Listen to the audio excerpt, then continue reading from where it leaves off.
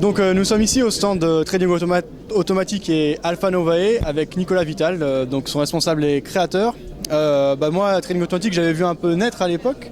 Ce que je te propose, Nicolas, c'est de te présenter pour ceux qui ne te connaissent pas, de présenter ton activité et également éventuellement ton parcours, ce qui t'a amené justement à te concentrer sur le développement et le trading automatique.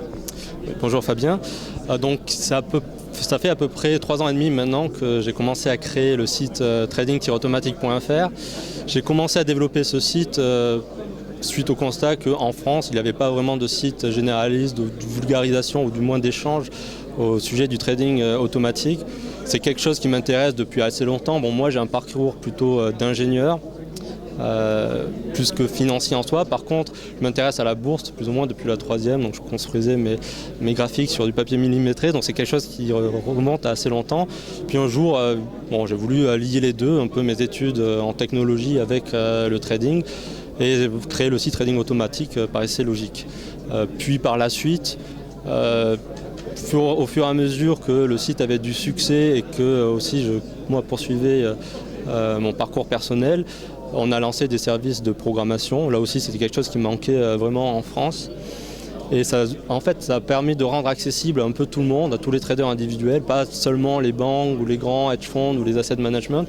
Ça permettait de rendre accessible à tout le monde le fait de pouvoir automatiser leur trading, créer une stratégie qui leur soit vraiment sur mesure, sans rentrer dans des prix de prestations B2B que peuvent se payer seulement les banques ou les grands acteurs. D'accord. Alors, depuis ces 3 ans et demi, comment ça a évolué, combien de clients à peu près et le taux de satisfaction?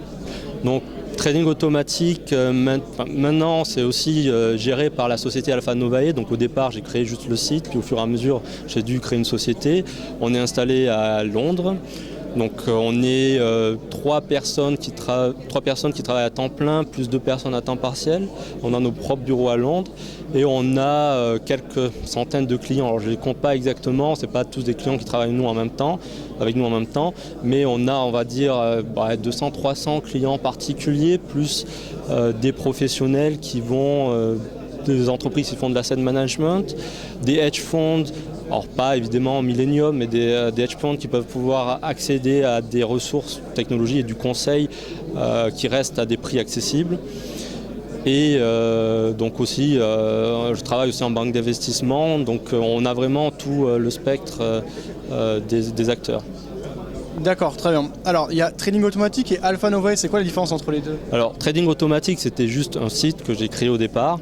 Le site est exploité par la société Alpha Novae. En soi, nous n'avons pas vraiment de revenus publicitaires, on ne base pas notre modèle sur les publicités. Donc en soi, Trading Automatique ne rapporte pas vraiment d'argent. Ce qu'on fait, c'est qu'on on propose des services de programmation, du conseil. On a aussi un partenariat avec un broker, LMAX.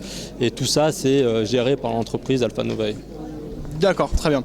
Alors, pour se concentrer sur le trading automatique, d'après toi, c'est quoi l'avantage est-ce que, selon toi, le trading automatique, c'est mieux que le trading manuel? Est-ce que c'est un complément? Quel est ton avis, en fait, sur le sujet? Moi, je pense que, de toute façon, de nos jours, tous ceux qui traitent, vraiment la plupart vont utiliser une certaine partie d'automatisation. Ils ne le savent pas forcément, mais par exemple, si vous utilisez un trailing stop sur une plateforme comme MetaTrader, c'est géré par le logiciel, c'est géré par l'ordinateur. Donc déjà, plus ou moins, tout le monde utilise du trading automatique. Après, il faut faire la distinction à quelque chose qui gère tout des entrées jusqu'aux sorties de manière automatique ou du semi-automatique, quelque chose qui aide par exemple à gérer les sorties. Quand on a un problème avec son money management par exemple, respecter ses stops, ça peut être utile d'avoir du trading automatique. L'autre avantage, c'est au niveau de l'exécution, c'est beaucoup plus rapide et on parlait tout à l'heure avec un autre client, rien que le fait de mettre un programme de trading à Reims sur le même broker, même plateforme, même logiciel, ou à Londres à côté du broker, la personne a rentabilisé en 2-3 jours l'abonnement d'1 an d'un serveur. Donc je pense qu'il y a un réel intérêt pour tout le monde, pas seulement pour les grands acteurs, d'optimiser leur entrée de possession du moment que c'est systématique. Si on est dans du pur discrétionnaire, évidemment c'est différent et dans ce cas-là on ne peut pas automatiser. Alors ça veut pas, le trading automatique, en gros, on n'est pas là pour dire c'est la solution pour tout le monde, mais du moment que vous avez un plan de trading logique, pourquoi ne pas s'en servir et passer son temps à réfléchir sur sa stratégie au lieu de passer son temps à regarder les graphes et attendre le bon moment pour cliquer sur un bouton. Ok. Vous avez dû en voir énormément, j'imagine, depuis la création peut-être des centaines de stratégies codées. Parmi ces... Alors, comme vous avez dit, c'est pas forcément des stratégies complètes, ça peut être également des outils pour aider à la gestion, etc. Mais parmi les stratégies que vous avez pu développer entièrement, il y a des choses spectaculaires, des choses qui vous ont surpris? Alors, d'une manière générale, déjà, c'est un peu comme le médecin qui voit beaucoup de clients. Au bout d'un moment, on est presque blasé. Donc, on ne va pas forcément regarder le résultat de toutes les stratégies qu'on programme. Forcément, il y a des stratégies, il y a plusieurs stratégies de clients qui reviennent souvent et qui nous disent qu'ils gagnent vraiment de l'argent avec. Déjà, un point le plus important que j'ai envie de dire, c'est que c'est pas le gain qu'on peut avoir à une stratégie de trading n'est pas proportionnel à la complexité du programme. Donc si je voulais vendre mes services, je pourrais dire faites des programmes complexes pour avoir quelque chose qui gagne de l'argent, mais c'est pas forcément le cas. J'ai plutôt envie de dire le contraire, de retourner au basique, c'est-à-dire de savoir vraiment votre indicateur, qu'est-ce que ça veut dire. Et de diviser les indicateurs en plusieurs classes. C'est un peu comme la physique entre la vitesse, l'accélération, tout ça, ça revient plus ou moins au même. Donc on n'a pas besoin d'aller chercher le dernier indicateur coloré à la mode. Certaines stratégies qui marchent, et beaucoup de stratégies qui marchent, finalement reposent sur des concepts assez basiques. Après, il faut bien les utiliser ou les optimiser de manière intelligente. Essayez si possible de rester simple, en tout cas pas faire la complexité pour la complexité. Ok. Vous vous intéressez plutôt à quel marché? Ça peut être tous les marchés, à la fois des futurs, à la fois le forex, ou il y a des marchés spécifiquement qui vous intéressent et qu'on va dire qui sont peut-être plus efficaces ou adaptés au trading automatique? Actuellement, on peut dire qu'il est beaucoup plus facile de faire du trading automatique sur forex ou sur futurs, voire sur actions américaines plutôt que les actions françaises. Il y a plusieurs personnes qui viennent nous voir, est-ce qu'on peut faire du trading sur les actions françaises?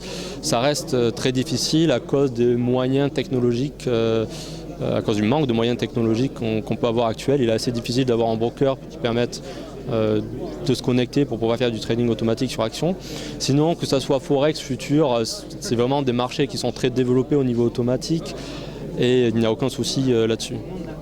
Ok, très bien. Dernier point, je vois que vous vendez également des ordinateurs. Donc c'est simplement des ordinateurs mais qui ont l'air vraiment performants. C'est important quand on veut se mettre réellement dans le trading d'investir dans du très bon matériel. C'est important d'être plus rapide que les autres.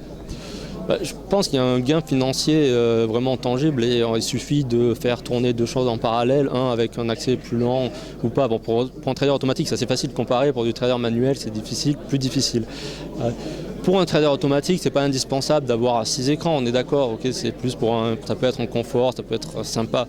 Pour un trader manuel, je parle pour ce que je vois, quand je suis dans une banque d'investissement, dans une institution, tous les traders ont plusieurs écrans, ils peuvent avoir les flux d'informations en même temps que les graphes et il y a un réel intérêt. Ce qui ne veut pas dire qu'on ne peut pas trader si on n'a pas 6 écrans, il faut être réaliste. Après c'est un confort, si c'est votre profession, si c'est votre activité, on essaie d'avoir les meilleurs outils généralement pour trader. Ok. Je vois juste une dernière chose, c'est par rapport au trading haute fréquence qui a fait beaucoup de bruit ces derniers temps. Vous qui êtes en institution et qui êtes spécialement concerné par le trading automatique, on entend parler de chiffres notamment aux États-Unis comme quoi maintenant 70% voire 80% 70% je crois des ordres sont passés par des machines, etc. Est-ce que c'est vrai? Est-ce que c'est quelque chose qui a vraiment changé les marchés? Est-ce que c'est une idée qu'on se fait voilà. Alors c'est la conférence que je vais faire dans quelques minutes maintenant sur le trading haute fréquence, donc je t'invite si tu es intéressé. Je pense qu'il faut aussi faire la différence entre les marchés. Donc, quand on parle de trading haute fréquence, c'est notamment sur le marché action américain, c'est là où ça a été le plus développé, c'est le marché d'origine. Et il y a eu un changement certain de microstructure suite à plusieurs événements. Alors, je ne vais pas rentrer dans le détail, mais il y avait une situation avant dominée par quelques échanges et par des dealers qui avaient le monopole, qui a été cassé parce qu'ils manipulaient le marché. Et suite à ça, on est arrivé dans un marché fragmenté qui est de plus en plus dominé par les machines. On entend un peu tout et n'importe quoi sur le trading haute fréquence. Alors certainement, il y a des choses qu'il va falloir regarder de très près et adapter la régulation aux nouvelles pratiques. Mais il ne faut pas non plus se faire des films. Tous les problèmes du trader actuel ne sont pas dus au trading haute fréquence. Si vous faites du scalping, vous serez certainement beaucoup plus touché par le trading haute fréquence que si vous faites du trading à long terme. L'autre point important, il faut adapter l'environnement technologique et de régulation au marché moderne qui sont forcément, comme dans tous les domaines industriels maintenant, de plus en plus dominés par les ordinateurs. Je pense que c'est difficile de revenir complètement en arrière.